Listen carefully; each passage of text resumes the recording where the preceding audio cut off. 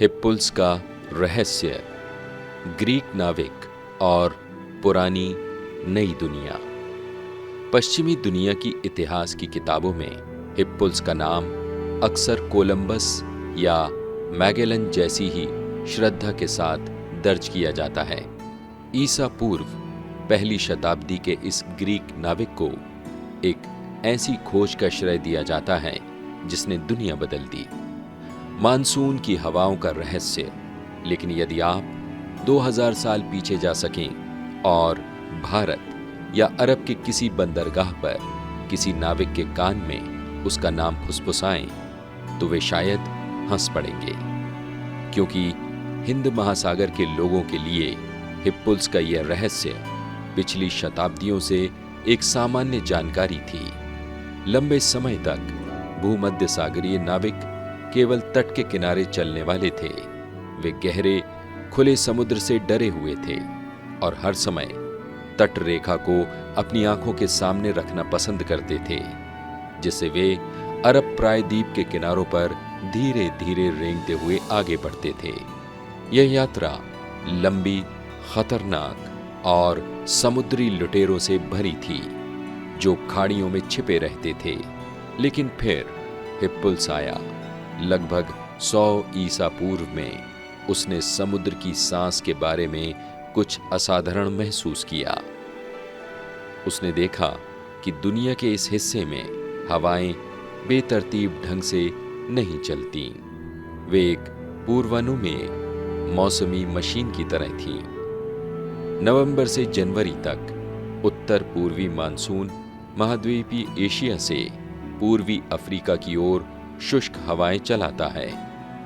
अप्रैल से अगस्त तक यह प्रक्रिया उलट जाती है, क्योंकि दक्षिण पश्चिमी मानसून तेज हवाओं को वापस उत्तर की ओर धकेलता है।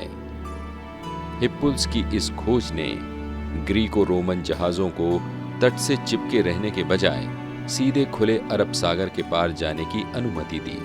दक्षिण पश्चिमी मानसून के साथ अपने प्रस्थान का समय निर्धारित करके वे अपने जहाजों को लाल सागर से सीधे भारत के मसालों से समृद्ध बंदरगाहों जैसे मुजिरिस या बैरीगाजा तक पहुंचा सकते थे।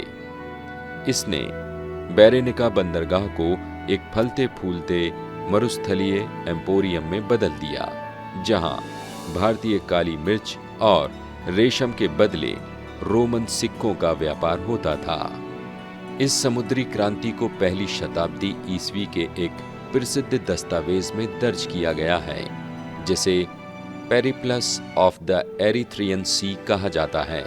एक अज्ञात यूनानी द्वारा लिखित यह दस्तावेज इस नए मार्ग के लिए एक व्यावहारिक नियमावली के रूप में कार्य करता है, जिसमें बंदरगाहों, सामानों और हवाओं के महत्वपूर्ण समय का विवरण दिया गया है।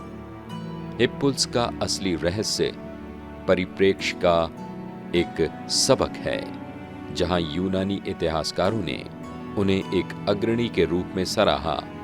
वहीं स्रोत बताते हैं कि हिंद महासागर के नाविकों ने यूनानियों के आने से कम 800 साल पहले ही इन मौसमी पैटर्नों में महारत हासिल कर ली थी। स्थानीय लोगों के लिए मानसून कोई खोज नहीं थी, वे ईश्वर की सांस थे जो जीवन, खेती और व्यापार की लय तय करते थे। हिप्पुल्स ने मानसून की खोज नहीं की, उसने बस उन लोगों की बात को अंततः सुना और समझा जो सहस्त्राब्दियों से उनका उपयोग कर रहे थे।